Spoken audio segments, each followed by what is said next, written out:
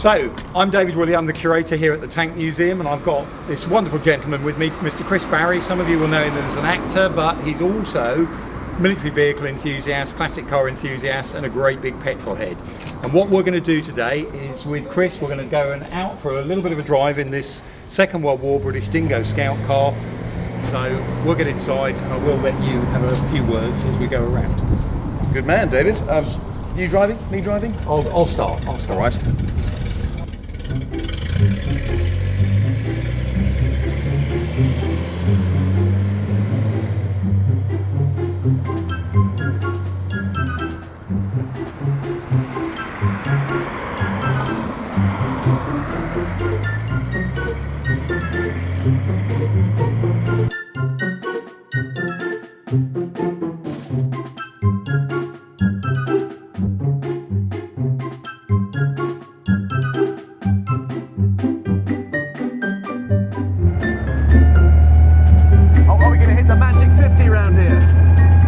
I don't like thrashing it, especially as the brakes aren't brilliant, but yeah, I've had a mate behind me on the open road and he's clocked me at about 55.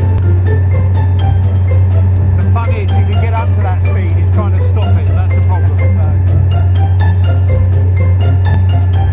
Yeah, no home should be without one. Fits in the garage, brilliant. I was going to say it's small, so it's good. I love it because it's one of those classic British vehicles we tend to overlook. Yeah. It's made from just before the war, 39, right the way to 45. You know, it was in service after the war with some countries. I gather Portugal had some still running around, you know, till fairly recently. As David Fletcher says in his tank chats, it is absolutely efficient, perfectly designed for what it was, you know. Yeah, and I think we can overlook, we do get always seduced by those German vehicles, but what we've got here is one of those vehicles that does exactly what it's supposed to. You know, it's small, it's nippy, it's got an inch of armour plate, it'll stop bullets that way. Yeah. Whack into reverse, we could go just as fast backwards as we did forwards. So things like that really work for it. Yeah. And it sees action all over the place. In fact, they couldn't make enough of these, so they end up making things like Morris armoured cars and some of the other ones as well. Yeah. These vehicles had to be designed so that they could be slammed into reverse and travel backwards as quickly as they will do forwards.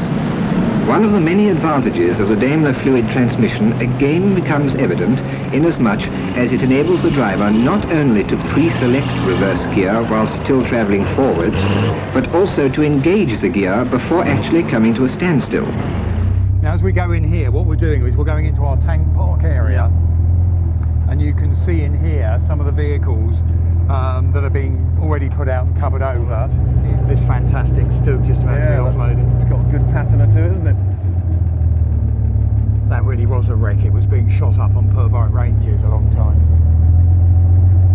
But going back to your collecting, do you get much of a chance to drive stuff? Do you take it to shows or have a tinker, or what's the appeal? Yeah, look, because there's a little collection there, you know, you can't keep everything on the road all the time. Yeah. You know, you've got to sort of select 4 or 5, maybe 3 or 4, and sort of get them up to scratch. Yeah. And then of that, maybe concentrate on one, you know. So, do you take it anywhere? Do you just go for a drive, or is the pleasure in having it and tinkering? Little local drives, or a bit more tinkering, you know. Yeah.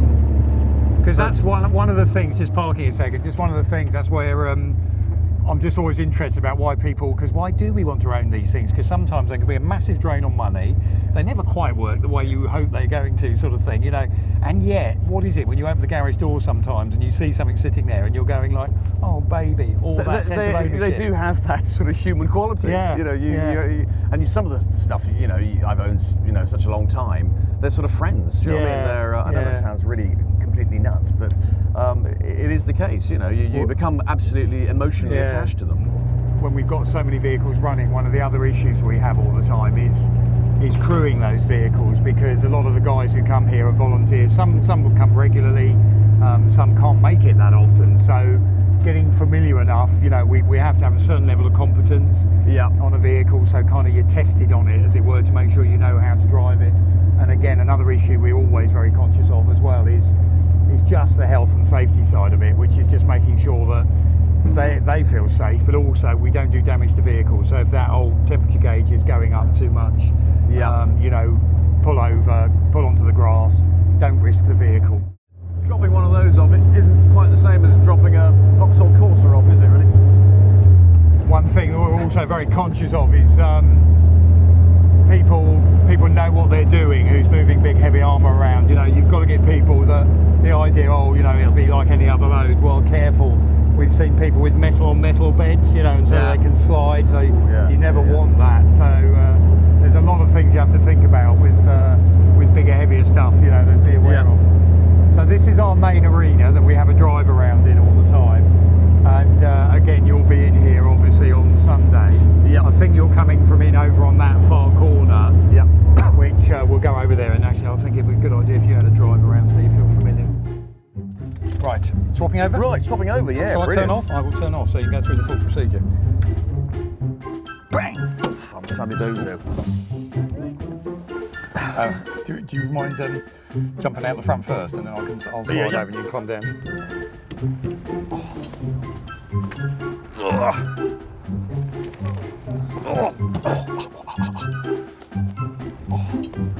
He says, yeah, do whatever you need to.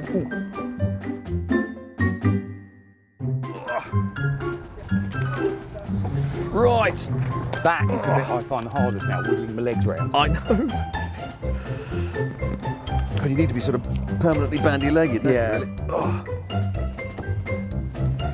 The most difficult thing is getting the legs right down by the steering wheel, So I keep my foot out of the way.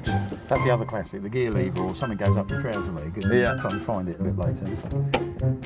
So we've got, there we go. That's that straight one. down, straight up, that's it. Yeah, and that's the accelerator there. And that's our brake there. Right. Good. So, do you want to start up? Okay. Just check, I always just again, so make sure in neutral, stand down, absolutely, so we don't accidentally, and then light on, forward. Light on. That's the fella. Give it a little, that's it. And I'd suggest on this flat surface into second. Yep. And then stand down and up.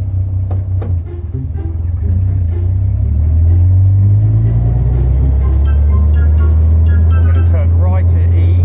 I sound like a rally driver, right? 50 yards. Into third? Or just stay? Yeah, go on. I'd go into third, why not? Stamp. And then we're going to go round that way. We'll just check where the water bowser's going. He's fine. And we're going over there.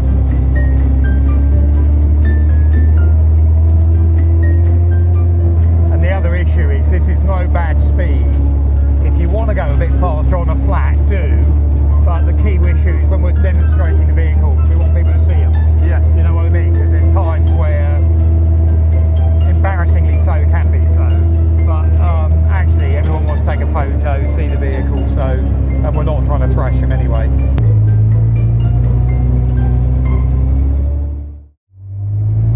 The temptation to use it like a clutch. I know, it's really hard, but then you suddenly get used to it. Yep.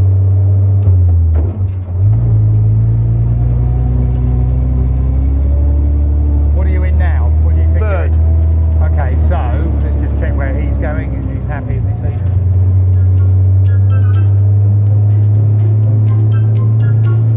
Stamp, straight down and up. That's it. Just literally straight down, straight up. Yeah. Like stamp on it. We'll go round that way. Just going to try that again. That Stamped. That's it. A little bit of on the gas. and then stamp. Yeah. Yeah. Are you in fourth now? That's it. Third now. Okay. So bug into fourth. And then when you're ready, stamp. Or just a fraction off the accelerator. Yeah. Stamp and then straight back on the accelerator. Okay. Go straight ahead. Go on. We'll get a bit of lick of speed Past up. in there, yeah. Oh, no, hang on. We've got a stook coming in. So this looks good. If you stamp down now, what you're in. Yeah. Second. So second, and you'll just notice. You'll just creep. Yeah. Of course, one of our issues, there's a Sturmgeschütz just driving across our front. Yeah. Now, if we were a household cavalry in World War II, of course, we'd be finding some cunning way we could sneak up behind it, drop our Hawkins mine on that back track so it takes it all the way to the front, blows off the front drive sprocket, and we've got another German vehicle out of operation. Can we nip behind it now? Yeah, let's go, come on.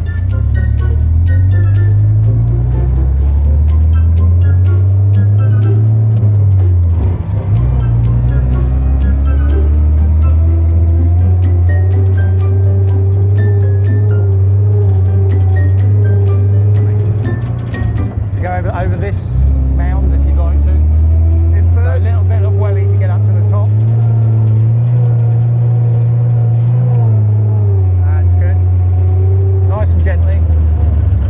And that's where, again, from the point of view, never use the brakes. Always those gears are what will sew you. They're brilliant for that.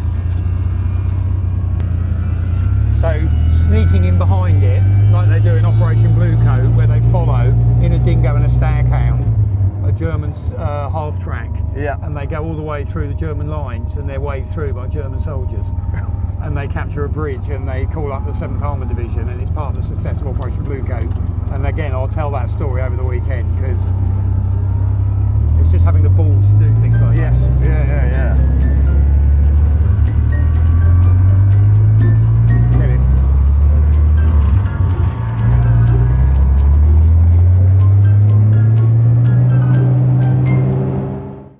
So anyway, Dingo, let's do the history of the Dingo. Right, did we start that? No. 1939, 3 manufacturers are asked to submit designs, actually a bit earlier, sorry, they start making them in 39. Alvis Morris BSA, which is part of Daimler, and BSA gets a contract and they nick the name from the Alvis bid, so hence the Daimler. Wasn't the sort of the early ones 4-wheel steer? They are, and we've actually got the last remaining Mark 1 4-wheel steered Dingoes in the collection, and we're fingers crossed we've just got some funding, so we're going to actually restore that. When you go home after a day like this, where it's that classic, that smell of petrol and everything on your skin and the shirt or whatever it is you're wearing. Oh yeah, my wife has more than once in the past sort of said, you smell of car. Yeah. Old car. Yeah. Does she mind? What, my smell of car? Yeah.